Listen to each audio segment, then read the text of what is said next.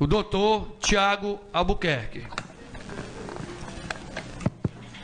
Bom dia a todos. Eu quero saudar inicialmente a autoridade mais importante que a gente tem aqui nesse plenário hoje. Então, meu muito bom dia aos trabalhadores e trabalhadoras de Acaraú. Vocês são as autoridades mais importantes nessa casa hoje. É por vocês que nós estamos aqui presentes e eu agradeço a presença de vocês. Obrigado, presidente Ednilton, pela convocação, juntamente com o vereador Ednilton, também pela convocação dessa audiência pública. Minha amiga Navegantes, que eu não tinha tido o prazer de conhecer pessoalmente, mas antigamente nossa parceira de lutas da FETRAES era a Cícera. É um prazer estar aqui com você também. Nossos amigos da APO, que estão ali. Doutor Samuel, que é lá de Sobral. Salvo engano, a gente já se conhece desde a época da adolescência de lá. Doutor Paulo Filho Andrade, que foi meu aluno da pós-graduação e também fez o convite para cá, um prazer estar aqui. Nosso vereador Paulo Andrade também, pai do Paulo Filho, já foi companheiro de rádio do meu pai. É um prazer estar aqui, demais vereadores, autoridades aqui presentes. Eu agradeço demais a oportunidade, porque apesar de eu estar rodando o Ceará todo e o Nordeste todo falando de reforma, apesar de parecer cansativo, 11h30 da noite eu cheguei na terça-feira em São Benedito, fiquei na audiência pública até 1 da tarde, saí de São Benedito 2 horas, cheguei 8h15 da noite em Fortaleza, trabalhei o dia todo ontem, tive reunião lá em Fortaleza até 10h30 da noite na Comissão de Direito Previdenciário, saí 5h30 da manhã hoje de Fortaleza para estar 9 horas, que era o horário que estava marcado aqui inicialmente. 3 horas da tarde a gente tem um evento aqui sobre direito previdenciário, 5 horas da tarde eu tenho que estar na Câmara Municipal de Sobral para tratar de reforma, 7h30 da noite eu tenho que voltar para cá para o final do evento da gente.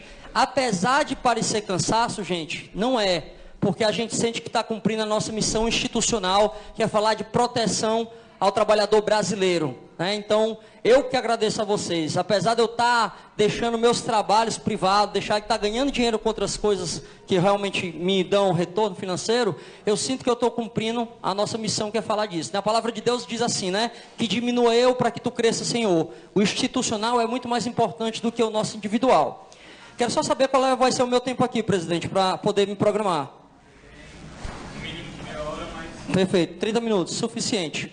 Gente, meu nome é Tiago Albuquerque, tá bom? Eu sou membro da Frente Cearense em Defesa da Seguridade Social, que é um organismo composto por mais de 25 entidades. E eu queria primeiro falar de 2 pontos aqui com vocês. A gente vai falar por que essa chamada reforma, que na verdade se a gente trocar o R pelo D, é muito mais adequado, né? Porque parece mais uma deforma do que reformar. Porque pelo menos toda vez quando eu penso em reformar minha casa, eu penso em pintar um quarto, colocar um quarto a mais, né, fazer uma cozinha nova e não simplesmente tirar o que deu tanto trabalho para construir. Então, essa reforma ou essa deforma, ela tem 2 pontos para a gente tratar. Primeiro, o porquê que ela é montada, porquê que há um interesse de dizer que é necessário reformar a Previdência. E segundo, quais são os principais pontos, aqueles que vão impactar diretamente o trabalhador brasileiro, tá bom? Essa reforma ela não é prerrogativa desse governo, né? Infelizmente, todos os governos, inclusive aqueles que levantaram a bandeira do trabalhismo, eles fizeram reformas na Previdência de forma que essas reformas só foram para cortar direitos.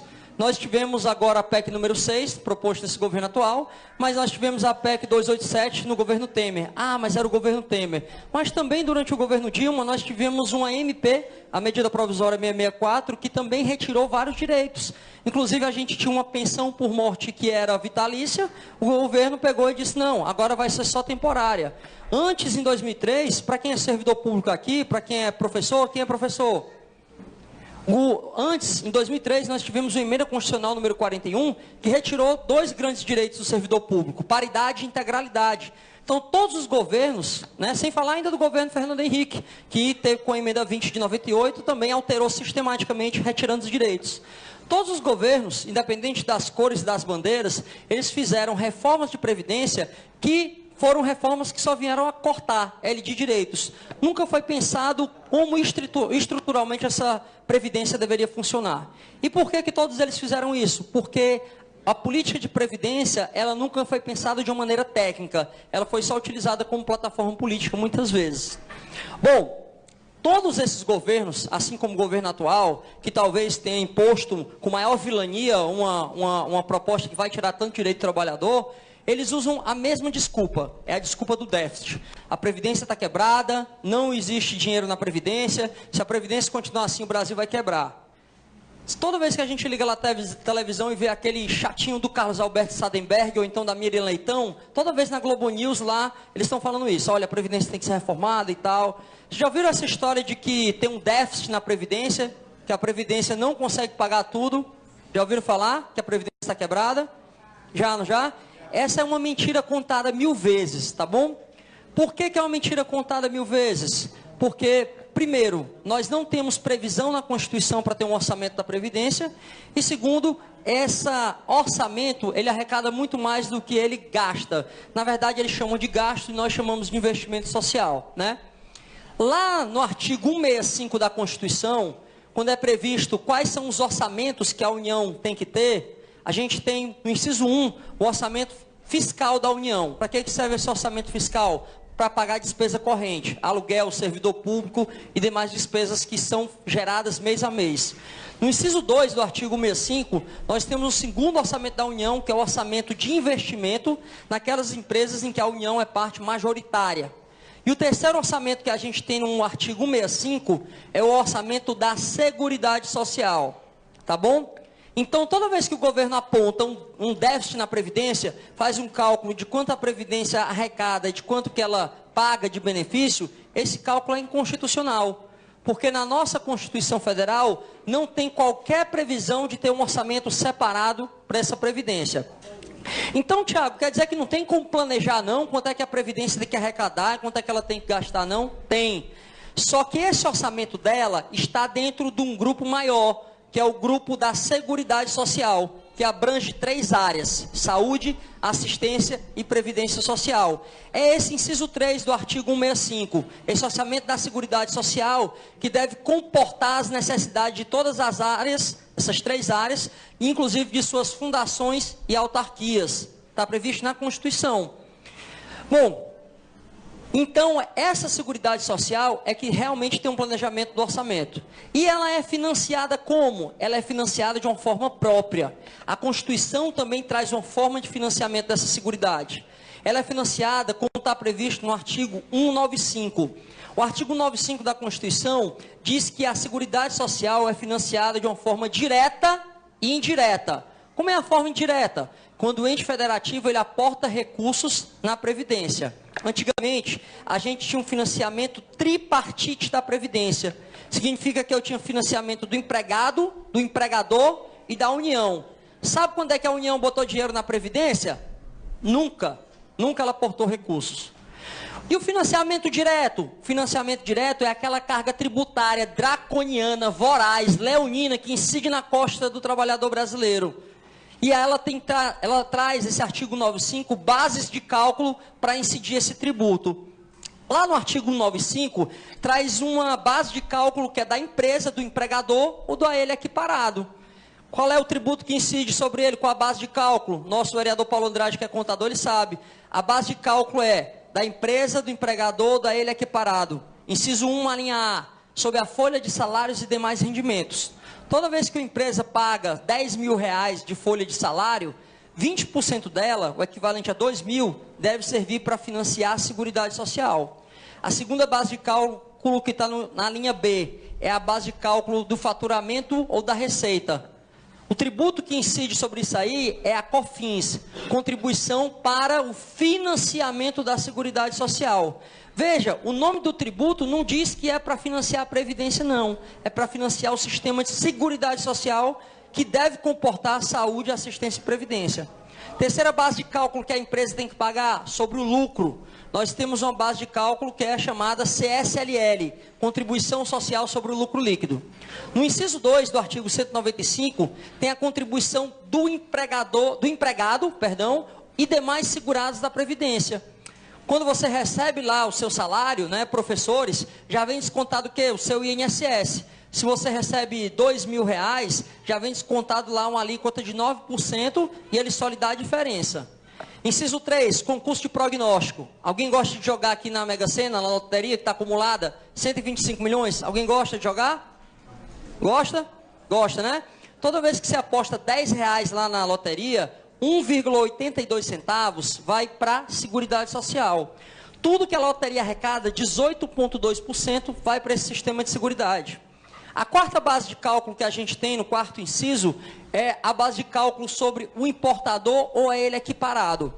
Fora todas essas bases de cálculo que o governo pode fazer incidir o tributo social, nós ainda temos o que a Constituição chama de competência residual tributária. No artigo 195, parágrafo 4º, diz que a União pode instituir novas fontes para garantir o custeio e a expansão da Seguridade Social. E a União, ela se utiliza disso. Por exemplo, nós tínhamos uma base de cálculo da nota fiscal de serviço quando eu contratava uma cooperativa de trabalho. Eu contratava uma cooperativa, pagava R$10.000 a ela, 15% disso, o equivalente a 1.500, também deveria ser destinado à Seguridade Social. A gente já aprendeu que não tem orçamento da Previdência e que o cálculo desse déficit é inconstitucional. E agora, o segundo ponto é que, além de inconstitucional, esse cálculo é falacioso. Por quê? Porque toda vez que o governo aponta o cálculo, ele só coloca dois tributos aí. O tributo que a empresa paga sobre a folha de salários e o tributo que o próprio trabalhador tem descontado do seu salário. O governo não coloca nessa conta a CSLL, a COFINS, o concurso de prognóstico, a tributação do importador do ele equiparado, a competência residual que é criada de novas leis. O governo não computa isso aí. Ele não computa por quê? Porque há um interesse de maquiar essa conta para que ela dê negativa. O porquê disso, a gente vai chegar ao final e conversar, tentar entender o porquê, tá bom? Mas o argumento, além de inconstitucional do déficit, ele é falacioso. Porque, na verdade, esse sistema de seguridade, onde a Previdência está inserida, ele é superavitário. Significa que se ele fosse uma empresa, ela era lucrativa. Uma mentira contada 1000 vezes sempre se torna verdade? Quase sempre, só não quando o autor da mentira se comporta de forma contraditória. Por exemplo, o governo está o tempo todo dizendo que tem que tirar direito porque tem que reduzir o gasto, porque a Previdência dá prejuízo. Só que agora, no dia 8 de fevereiro de 2019, através do decreto 9699, o governo federal retirou do orçamento fiscal e do orçamento da Seguridade Social 626 bilhões, 56 milhões, 926 mil e 691 reais. Então, do que deveria financiar do orçamento fiscal e do que deveria financiar saúde, assistência e previdência, o governo tirou mais de 600 bilhões. Todo mundo está feliz com o SUS aqui? E a gente não está feliz por quê? Porque quando vai lá, vai pedir uma cirurgia de hérnia de disco, aí diz, não tem neurocirurgião para realizar. E não tem por quê? Por que que o gestor público diz que não tem? Porque falta recurso. Como é que falta se estão tirando dinheiro mês a mês? Essa retirada é feita através da desvinculação das receitas da União, da DRU. E não é prerrogativa desse governo. Todos os governos retiraram dinheiro da saúde, da assistência e da previdência. Essa DRU, ela só devia existir até 2015. Mas durante o governo, em 2016, foi proposta uma nova PEC, estendendo essa DRU até 31 de dezembro de 2023 e aumentando o percentual que era de 20% para 30%. Quase 1/3 do que é para saúde, assistência e previdência pode ser retirado para outra finalidade. Qual é a outra finalidade? Se não falta dinheiro para a previdência, o dinheiro está indo para onde? Onde é que está o ladrão? O Brasil, em 2017, pagou 47,11% de todo o tua riqueza, de todo o seu produto interno bruto, para pagar juros e amortização da dívida pública. Quase metade de tudo que o Brasil produziu, suou, a gente entregou para pagar juros e multa da dívida pública. Há 12 anos atrás, mais ou menos, o governo federal alardeou uma boa notícia. O Brasil quitou a sua dívida externa. Isso foi bom ou foi ruim? Foi bom? Todo mundo concorda que foi bom? Pode ter sido bom em termos de marketing institucional, porque em termos de caixa foi ruim. Porque ao passo que o Brasil quitou uma dívida externa, ele contraiu uma dívida interna muito grande. E os juros da dívida interna é quase 3 vezes superior da dívida externa. Por quê? Porque um banco internacional, ele tem um lastro de crédito muito maior. Se ele pega um calote do Brasil, para ele não tem tanto impacto. Mas quando o país pega dinheiro de um banco nacional, aí esse banco que está emprestando para o país inteiro, ele corre muito mais risco. E a regra do mercado é, quanto mais risco eu tenho, mais eu tenho que ganhar, ser rentabilizado por aquele risco. Então, a dívida interna causou um impacto muito maior nas nossas contas públicas. Bom, gente, primeiro ponto, a história do déficit não existe, não é constitucional e nem na prática ela existe, porque essa seguridade ela arrecada muito mais do que ela gasta, do que ela paga em investimento social. E agora eu já queria passar para vocês para as principais alterações que a gente vai ter em termos de benefício, né? A primeira alteração e mais significativa para o trabalhador brasileiro: o fim da proteção constitucional da sua aposentadoria. Hoje, o direito à aposentadoria do trabalhador, ela é prevista na Constituição. E essa PEC está dizendo o quê? O que nenhuma outra PEC trouxe, né? Para você ver o maior rigor dela. A lei complementar irá tratar do novo sistema de capitalização nacional e vai estabelecer os requisitos de elegibilidade, de beneficiários, de benefícios, de dependentes. Está atribuindo à lei, não vai ficar mais na Constituição. Ah, mas qual é a diferença se o direito está na Constituição ou se está na lei? Toda. Porque o processo para alterar a Constituição é muito mais rigoroso. Quando eu tenho só previsto na lei, eu posso ter uma medida provisória que a qualquer tempo vai alterar o seu direito. Como a gente está vivendo agora, né, doutor Paulo Filho? Tempos de medida provisória 871. Não é uma emenda, foi só o governo dando uma canetada. Ele acordou um dia e, ao seu bel prazer, disse assim: vou alterar a concessão de benefício. Por exemplo, a gente tinha previsão lá de que o auxílio reclusão não tinha carência. Aí o governo, do dia para o outro, criou uma carência de 24 meses. Foi só uma mudança através da medida provisória. Ah, mas auxílio reclusão realmente tem que ter mais rigor mesmo, porque pagar dinheiro para quem está preso não é certo. Gente, mito. Esse dinheiro não é para a pessoa que está presa, é para a família que perdeu a renda. A gente não pode olhar com esse olhar preconceituoso. Inclusive, mulheres que estão aqui presentes, eu estagiei na vara de violência doméstica. Quantas histórias que a gente via de mulher que estava sofrendo violência doméstica em casa, mas não tinha coragem de denunciar, por quê? Porque ia perder a renda do marido. Se essa mulher souber que ela vai ter a proteção da Previdência, esse auxílio reclusão vira um instrumento de empoderamento feminino. A mulher não vai ter mais temor de denunciar o marido. Então, a gente também tem que olhar por esse ponto de vista. Alterou a pensão por morte do servidor, que já a gente vai chegar lá também. Pensão por morte, que tinha um prazo, a lei trouxe um prazo bem reduzido aqui. Tá bom? Então, tirar da Constituição essa proteção é deixar vulnerável a aposentadoria do trabalhador brasileiro. Outra alteração que está tendo, o fim da aposentadoria por tempo de contribuição. Não é aumento da dificuldade, não é aumento do rigor, não é relativização, é o fim. E eu uso às vezes de uma fala um tanto mais forte, um tanto mais veemente, e às vezes, por que não, apocalíptica, porque a gente tem que sair aqui temendo que vai acabar a aposentadoria mesmo. Porque vocês têm que chegar na vizinha de vocês e dizer: olha, você tem que pressionar o seu político lá, porque se essa PEC passar, não vai ser mais dificuldade, não, vai acabar a aposentadoria.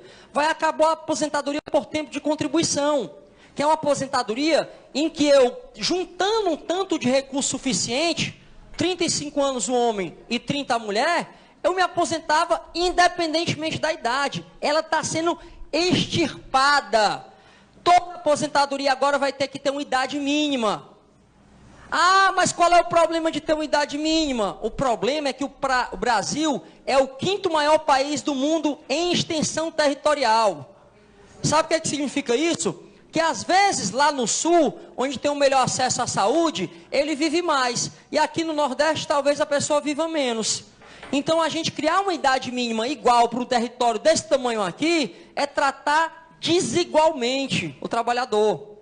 A idade que está sendo postulada pela PEC é 65 anos para homem e 62 para mulher. Não é mais 55 para trabalhador rural, não, vai ser 62. Tá certo? Olha, em 42 municípios brasileiros, sabe qual é a exata expectativa de vida do brasileiro, do trabalhador? Nesses 42 municípios, você acha que o trabalhador vive até quanto, vereador? Até quantos anos? Sim. 52 anos. Vereador, você acha que nesses 42 municípios, que é a menor expectativa de vida, você acha que o trabalhador vive até quantos anos? 60. Vereadora, você chuta algum número? 62, 60. Pronto, quase isso. Na verdade, nesses 42 municípios brasileiros, o trabalhador tem uma expectativa de vida de 65 anos. Ou seja, ele só vive até a data em que ele vai ter direito ao benefício.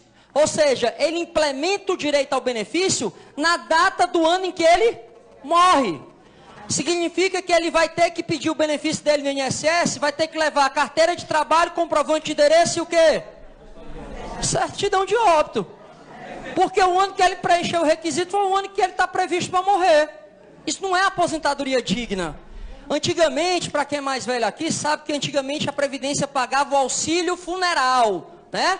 Para que servia? Era um benefício pago em uma prestação só, justamente só para pagar a despesa do enterro. Uma aposentadoria que eu recebo 2, 3, 4, 5, 6 meses e morro em seguida, não é aposentadoria, é auxílio funeral, porque aquele dinheiro só vai servir para pagar a despesa do enterro. E olha lá que morrer tá caro também, né? E olha lá. Outra alteração que a gente está tendo, gente, fala diretamente com a gente aqui, com o nosso sertão, com o nosso Ceará. Eu moro em São Paulo, mas sou filho aqui do Ceará, sou de uma cidade aqui próxima, da região do Vale também, de Sobral. Isso impacta diretamente. Eu tenho rodado o Brasil todo, semana que vem eu estou em Brasília, para falar no Conselho Federal da OAB, sobre Previdência também. Mas olha o impacto que vai ter para a gente aqui. O trabalhador rural, ele vai ser obrigado a contribuir, mesmo que ele não tenha colhido. Hoje a lei diz o quê? A Constituição. Se esse trabalhador colher e ele vender, ele comercializar, ele tem que pagar a Previdência. Se ele não comercializar, basta ele comprovar que trabalhou. Faz todo sentido. Sabe por quê? Porque o trabalhador rural, ele não tem como controlar todos os seus meios de produção. Porque um dos meios de produção dele é a intempérie, é a chuva. Ele não tem como garantir que vai chover. Aqui vocês têm perímetro irrigado, não tem? Mas não é a realidade de todo o Ceará, não. Frecheirinha passou 6 anos de seca. Como é que eu vou fazer o trabalhador rural pagar se ele não conseguiu colher nem para ele comer junto com a família? Não tem como. Eu fico até brincando. A PEC tinha que ter ido para São José, não é para o trabalhador não. Tinha que obrigar São José. São José é mãe de chuva. Porque se chover, o trabalhador cearense é aguerrido, ele planta. Se ele dá a sorte de chover, ele colhe e ele vende. Mas se ele não der a sorte de chover, ele não tem como fazer. Então, com essa mudança da Previdência Rural, a gente vai ter o afastamento da proteção previdenciária para o trabalhador rural, para empurrar todo mundo para o benefício assistencial. Mas não tem diferença, é tudo salário mínimo. Tem por quê? Porque a assistência social não cobre sua filha se ela ficar grávida. Não cobre a sua esposa se você vier a óbito. Não cobre o seu acidente se você perder uma parte do pé. A assistência social só cobre deficiência e velhice. Então a gente vai ter uma redução drástica dos direitos desses trabalhadores. E com impactos ainda negativos para toda a sociedade. Vocês acham que o trabalhador rural, se ele não tiver o mínimo de garantia, que ele vai pelo menos se aposentar, você acha que ele vai continuar trabalhando no campo? Não vai, ele vai fazer o quê?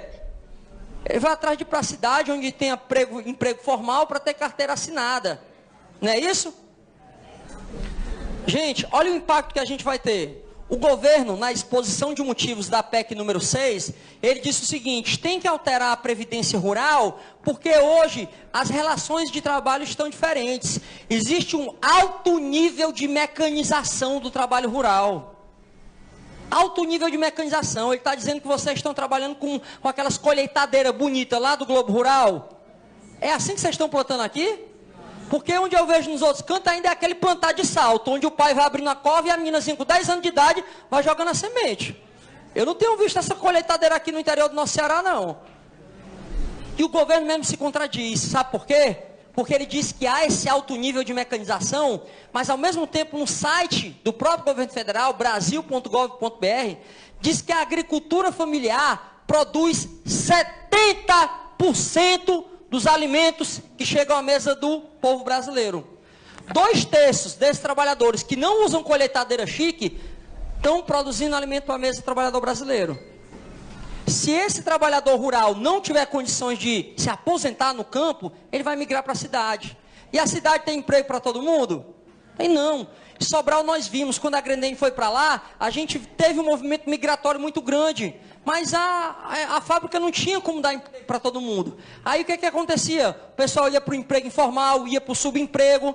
E alguns, quando não conseguiam sequer se alimentar, infelizmente, iam buscar de outra forma, de uma forma não legal, né? Então a gente tem nesses processos migratórios um inexorável processo também de favelização dessas cidades. Não consegue emprego para todo mundo. Quem tiver ido para um restaurante ultimamente aqui, ou uma franquia dessas de fast food, me diz o que é mais caro, um copo de suco de laranja ou um copo de refrigerante? Laranja. Mas por quê? A laranja é só pegar da terra e espremer naquele espremedor de plástico e está feita. O refrigerante tem que trazer uma máquina da Alemanha, tem que contratar um engenheiro, tem que formar o operário dela. Não faz sentido. É porque, meus amigos, todo o país, desde a década de 80, virou especialista em industrializar. A gente não tem mais países com cultura de plantar, de cuidar de animal. E houve, então, uma inversão nessa balança comercial dos valores. Por quê? Porque é uma regra básica da economia. Quanto mais oferta eu tenho, menor fica o preço. E a gente não tem mais países que têm essa tradição de colher. O Brasil é um dos poucos países que tem terras agricultáveis gigantescas. A gente vai ter também um impacto na nossa economia se esse trabalhador rural sair e ele não tiver mais essa produção rural para oferecer para o país. Esse é um problema que a gente tem. A gente tem agora também, outro ponto que a reforma está trazendo, é a diminuição do benefício assistencial ao idoso. Alguém conhece BPC, LOAS, paga a pessoa idosa com deficiência? Pois bem, hoje esse benefício tem uma garantia constitucional de que ele será de um salário mínimo, R$ 998, tá bom? A PEC está trazendo para ele ficar no valor de R$ 400. A Constituição, no artigo 7º, inciso 6, ele diz que o salário mínimo será fixado nacionalmente e deverá cobrir as despesas do trabalhador e da sua família, relativo a saúde, moradia, lazer, educação, previdência, vestuário, com reajuste anual que lhe preserve o poder aquisitivo. R$ 998 para a família de um trabalhador, de uma esposa e 2 filhos.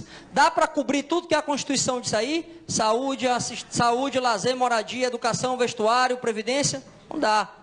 Hoje, de acordo com o DIEESE, nós teríamos um salário mínimo ideal se ele fosse fixado num determinado valor. Para cobrir tudo isso aí, quanto é que vocês acham que era o valor ideal do salário mínimo? Quanto é que tinha que ser um salário mínimo para 4 pessoas para cobrir tudo isso aí? Saúde, moradia, lazer, educação, previdência? Uns 2.500. 2.500. Você acha que é quanto, mestre? Mais ou menos isso, 2.500. Mais ou menos isso. Não, na verdade o DIEESE diz que para cobrir tudo que a Constituição diz, teria que ser de R$ 3.923,11. Então, nosso salário mínimo hoje está defasado em 75,16%. Quase isso. Mais de 75% está defasado. Se o benefício ao idoso for reduzido para R$ 400, então ele vai estar defasado em mais de 90%. Sabe o que é isso aí na prática? Mendicância estatizada. É o Estado te dando uma esmola porque diz que não vai ser responsável pelo seu mínimo existencial. Mendicância estatizada, não tem outro nome para isso não. Aí, ele está sendo bonzinho, está dizendo assim, olha, a gente vai reduzir a idade de 65 para 55 anos. Bonzinho nada. Eles já estão prevendo que vai ser tão difícil se aposentar, que vai ser o jeito, pelo menos, jogar o pessoal para o benefício assistencial. Porque outra alteração que está sendo trazida pela PEC é a majoração da carência, que é o tempo mínimo de trabalho para poder ter direito à aposentadoria. Hoje é 15 anos, está trazendo para 20 anos. Ah, Tiago, mas não tem diferença não, porque o trabalhador brasileiro, ele é caba bom, ele trabalha até os 60 anos de idade, trabalha a vida toda, acredito mesmo. Mas não trabalha sempre num trabalho formal, não trabalha com a carteira assinada sempre. Quando trabalha, às vezes a empresa sonega aquele tributo, não tem, vai lá no INPS, vai atrás no seu CNIS lá e não tem lá. Falei INPS, que eu sei que é INSS, mas é como a gente chama, né, brincando coloquialmente. Doutor, eu fui lá no INPS. Vai lá e não tem no seu CNIS lá, não está constando. O INSS, o INPS, o INSS, o próprio INSS, não fui eu, ele fez o seguinte levantamento.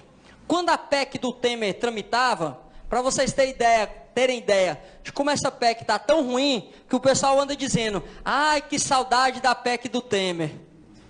Para vocês terem ideia de como está ruim. O próprio INSS fez um levantamento de quantas pessoas se aposentaram em 2017 e quantas pessoas não teriam se aposentado se naquela época a carência, ao invés de 15, fosse de 20. Porque na PEC do Temer também estava propondo a carência para 20 anos. Do total de aposentados, quantos por cento vocês acham que não teriam se aposentado se a carência já, ao invés de 15, fosse 20 em 2017? Quantos? 50%. Alguém mais? No mais? Menos? Quanto? 70%? Especificamente, 79,42% daqueles trabalhadores, quase 3/4, não teriam se aposentado se essa carência fosse de 20 anos. Por quê? Porque basta você ir lá no Gogó, lá na internet, lá no Google, e colocar assim, desemprego. E aí vai dar o quê? Brasil atinge recorde no desemprego. Brasil hoje saiu o dado anteontem, 12,7% da população economicamente ativa está desempregada. Então está sendo criada uma exigência que a gente não tem a contrapartida, não tem um ambiente favorável para se empregar. Como é que eu vou cumprir uma carência se eu não tenho condição nem de conseguir um emprego? Não tem como. Gente, e olha que dado fantástico, porque tiraram vários direitos trabalhistas da gente, sob que argumento? Vamos tirar direito trabalhista, porque aí o povo vai contratar, porque não vai ter tanto gasto. Funcionou? Não funcionou. O nível de desemprego é o mesmo do ano passado, com mais de um ano de reforma trabalhista. Quando a gente quer estimular emprego, a gente tem que criar um ambiente favorável para a geração de emprego e renda, e não é cortando direito de trabalhador, isso não tem impacto. Se o ambiente não for favorável, não adianta tirar direito de trabalhador, vai economizar para o dono da empresa, mas não vai gerar emprego. Bom, gente, qual é o problema da gente dificultar o acesso à aposentadoria nos nossos municípios? Já chegando para o final, que está faltando 5 minutos. Qual é o problema da gente dificultar o acesso à Previdência? Oi? Está faltando 5, né? Opa, acabou? Opa. Não, vamos concluir. Certo. Qual é o problema que a gente tem de dificultar tanto o acesso ao benefício? Ao rural, ao idoso, qual é? O problema é que em 3.457 municípios brasileiros, o equivalente a 2/3, a Previdência repassa mais dinheiro para esse município do que a própria União através do Fundo de Participação dos Municípios. Para você ter ideia, aqui em Tianguá, recebe do Fundo de Participação 31 milhões de reais, enquanto a Previdência repassa lá 140 milhões. Mombaça, que é menor, recebe 21 milhões do Fundo de Participação. E da Previdência recebe 120 milhões, quase 5,6 vezes mais. Mas vamos pegar uma cidade que é maior, Juazeiro, que tem um turismo religioso forte, tem uma indústria forte, não deve depender tanto da Previdência, né? Pois Juazeiro do Norte recebe do Fundo de Participação 71 milhões, enquanto da Previdência 440 milhões, 5,5 vezes mais. Ou seja, a Previdência tem um impacto positivo nesses municípios. Quanto é que você acha, vereador, que R$1 na mão de um rico vira em 6 meses? Eu não faço nem a mínima. Você acha que cresce, que diminui? Deve crescer. Deve crescer. Quanto é que você acha, vereador, que R$1 na mão de um rico vira em 6 meses? Vira 5 mil? R$1 na mão de um rico vira 5 mil em 6 meses. E R$1 na mão de um trabalhador, de um pobre, vira quanto em 6 meses? Vira um boleto, né? Vira notinha na mercearia. O dado também não é meu. O dado é do Banco Interamericano de Desenvolvimento. R$1 na mão de um rico em 6 meses vira R$1,10. E R$1 na mão de um trabalhador em 6 meses vira R$1,48, quase 5 vezes mais. Sabe por quê? Porque o rico ele pode se dar o luxo de guardar o dinheiro, e ele bota o dinheiro na aplicação, na poupança, no LCI, no fundo de investimento. E o pobre, você acha que ele pode se dar o luxo de guardar? pobre usa aquele R$1 que ele recebeu e paga a notinha que ele tinha na mercearia. O dono da mercearia usa aquele R$1 que recebeu e paga o outro assalariado. O assalariado pega R$1 que ele recebeu e paga o plano de saúde da mãe. O dinheiro circula na economia, gente. Por isso o impacto positivo. E a gente ainda tem um efeito Shinerai. Lembra daquela música da Shinerai, do Tony Guerra? Todo mundo tem Shinerai. A Caraú tem um carnaval forte. 2015 essa música deve ter tocado aqui. Não tocou? Lembram? As novinhas têm Shinerai. Na música o cara pergunta assim: ei mãe, a senhora é aposentada? É. Minha avó também é. Quero comprar minha Shinerai. Por que ele pergunta se a mãe e a avó são aposentadas? Fazer empréstimo. Ah, vocês bateram em cima. Porque às vezes o pessoal diz, é para comprar Shinerai, mas não dá. Porque 998 com 998 é menos de 2.000. E a Shinerai mais barata é 2.523,11. Não dá. Mas dá para quê? Fazer um empréstimo consignado. A gente tem uma falta, a gente padece, o Brasil, de inclusão bancária. Banco não quer emprestar dinheiro a pobre, não. Banco só empresta dinheiro a pobre quando é garantido ele receber. Não é isso? Só que o empréstimo, o benefício do INSS, ele serve de fonte de financiamento para compra de bem de maior valor agregado. A mulher quer reformar a casa, pega 2.000 no consignado. O marido quer fazer uma televisão nova para assistir a Copa, pega um consignado. Quer comprar uma moto para o neto, faz o consignado, vai pagando aos poucos. Então olha o impacto que isso tem na economia. Se a reforma da Previdência passar, o DIEESE estipula que 2.132 municípios brasileiros de menor porte entrarão em colapso pela essa falta de recursos. E aí, meus amigos, quando a gente vem falando dessas alterações que vão inviabilizar o acesso à aposentadoria do trabalhador, eu lembro muito a frase de um escritor inglês chamado George Bernard Shaw, que ele dizia o seguinte: a escravatura atingiu seu ponto fulminante sob a forma de trabalho livremente assalariado. Porque o que parece trabalho livre é só uma nova forma de escravidão. Porque morrer no trabalho não é ter direito à aposentadoria. Na época da escravatura brasileira, tinha uma lei do sexagenário, lembram? O que acontecia? O cara, quando ele completava 60 anos, ele era liberto. Mas era liberto, era para tirar o peso do dono dele, porque com 60 anos ele não produzia mais nada. E outra coisa, sabe qual era a expectativa de vida do escravo naquela época? 42. Então ele não conseguia chegar aos 60 anos. Era uma lei que ela não tinha eficácia social. É uma lei que só existia no papel. É uma lei que é igual olho azul em gente feia. Já viu olho azul em gente feia servir de alguma coisa?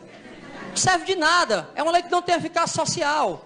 E aí, meus amigos, já realmente chegando para o fim, eu só lembro também que eu queria pedir mais 3 minutos para falar. Eu sou aficionado por literatura.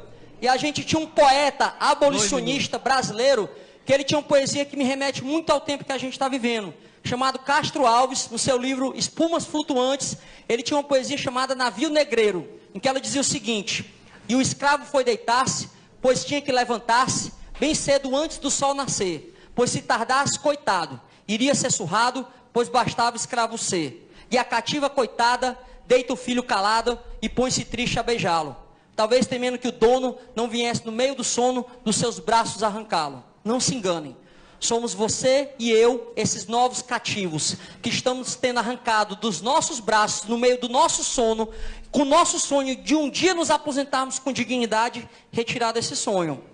Por outro lado, tem um poeta conterrâneo da gente, cearense, mais precisamente um bigodudo, chamado Belchior, que tinha uma poesia linda sobre tempos sombrios em que a gente vive. Ele dizia o seguinte: quando eu não tinha esse olhar lacrimoso, que hoje eu trago e tenho, quando eu adoçava meu pranto e meu sono no bagaço da cana de engenho, quando eu andava por esse mundo de meu Deus, fazendo eu mesmo meu caminho, por entre as fileiras de milho verde, que ondeia com saudade do verde marinho, eu era feliz como um bicho, um rio, um bando de pardais, como um galo quando havia galos, noites e quintais. Mas veio a força negra e o tempo fez comigo o mal que a força sempre faz. Não sou feliz, mas não sou mudo. Hoje canto muito mais. Que ante a vilania e o despotismo desse tempo tenebroso que a gente vive, que é retirada de direito, nós não fiquemos calados e demos um brado que sai de Acaraú, que a gente diga que não aceitamos a reforma da Previdência e nós dizemos sim ao direito de aposentadoria.